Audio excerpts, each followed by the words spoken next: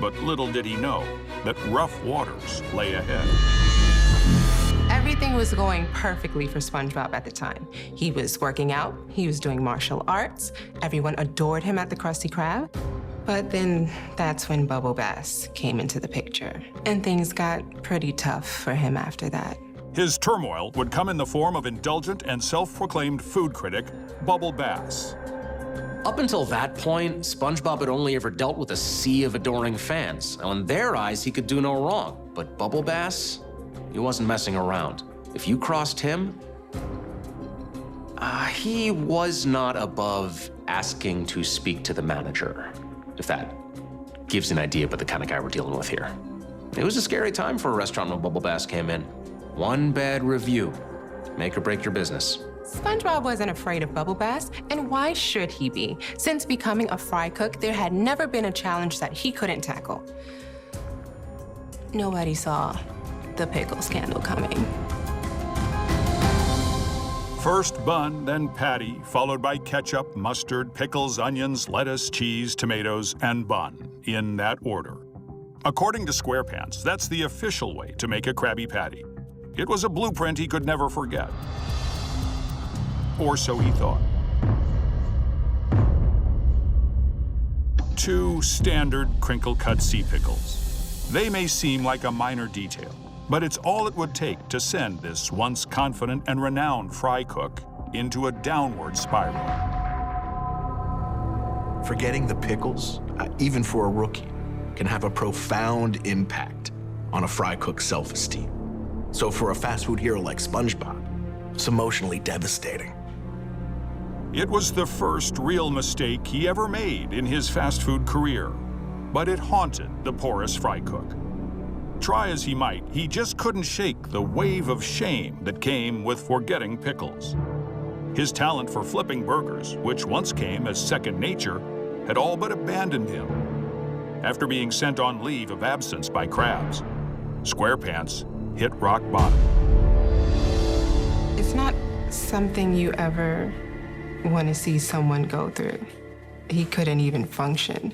If you came by his pineapple, just to check on him, there's a toaster hanging from the door. And somehow you just knew that something wasn't right. And the inside was even worse. He had his shoes on top of the TV, and his breakfast was nailed.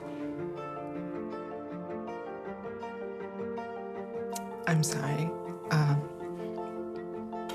Thank you. It was just really hard to see. I think that being perfect, it was such a huge part of who he was that without it, he just lost sight of who he was. At his lowest point, SquarePants found a friend in an unlikely source, his boss at the Krusty Krab, Eugene Krabs. Some speculate that Krabs initially sought to help solely out of self-interest, to save his now-failing business. But regardless of his original intentions, once he saw the tragic state of his employee, a different motivation took hold of the crustacean. A feeling of fatherly compassion toward his young protege. I think Eugene was really one of the only people who could have helped SpongeBob. He was the one who believed in SpongeBob in the first place. He was the embodiment of the Krusty Krab, of SpongeBob's hopes and dreams. SpongeBob idolized that crab. Over the next 3 days, Krabs led an intensive intervention of focused meditation. It was the beginning of the healing process. The session included its share of discouragement, with an exhausted Krabs and an increasingly frustrated SpongeBob. And on the 3rd night of the session, SpongeBob's frustration reached its breaking point. 3 days is a long time to meditate. You can make a whole potato salad in 3 days. And in such extreme cases like this, all the self-pity and the discouragement can transform into anger.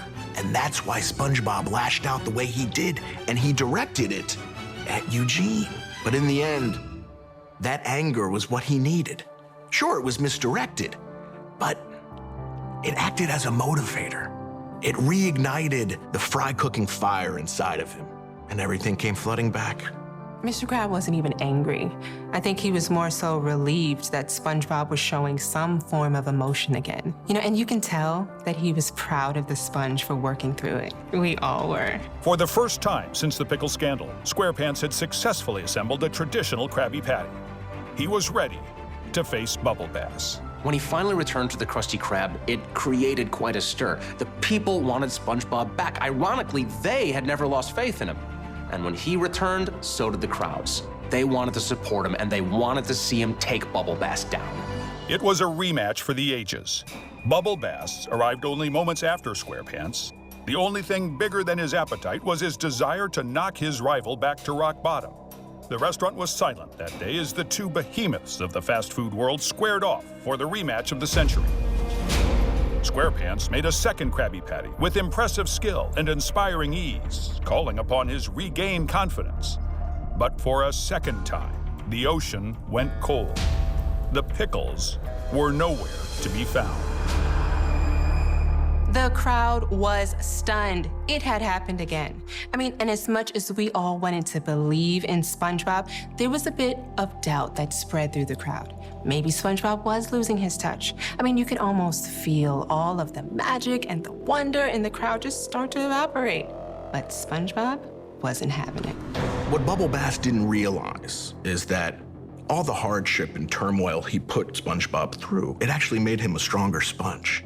As horrible of an ordeal as that was to get through all of that, he was now more confident. And Bubble Bass is just laughing at the idea of ruining this kid's career. It was sickening. But then, in front of a crowd of dozens, SpongeBob reached out an arm. And before anyone knew what was happening, the smile was quickly wiped off of Bubble Bass's face as the fry cook grabbed a hold of his tongue. Nothing could have prepared the onlookers for what he found underneath. After all he put SpongeBob through, after all he put the world through, finally turned out, Bubble Bass was a fraud. That dumb bass was hiding the pickles under his tongue. And it wasn't just 2 pickles, there were 4, the pickles from last time. You must have forgotten that they were there. But you know what? That means that SpongeBob had never forgot them in the first place. It's impossible to say for sure why the burger-loving bass did it. Some speculate that he was jealous of SpongeBob. Others claim he's just one sadistic fish. But no matter the reason, Bubble Bass has gone down in Bikini Bottom history as the infamous fish who tried and failed to take down the town's beloved hero. It's funny, you know, as much as Bass tried to ruin SpongeBob, I think he actually helped him. Now SpongeBob was able to realize how much he was capable of overcoming. You know, as horrible of an ordeal as it was, you know, going through all that. He was now stronger, more absorbent. The people were shocked. They were angry, but most of all, they were relieved. We realized that SpongeBob had never actually made a mistake in the first place. And you know what? Shame on you if you thought SpongeBob would actually forget the pickles. Just because this bass tricked you. He tricked us all.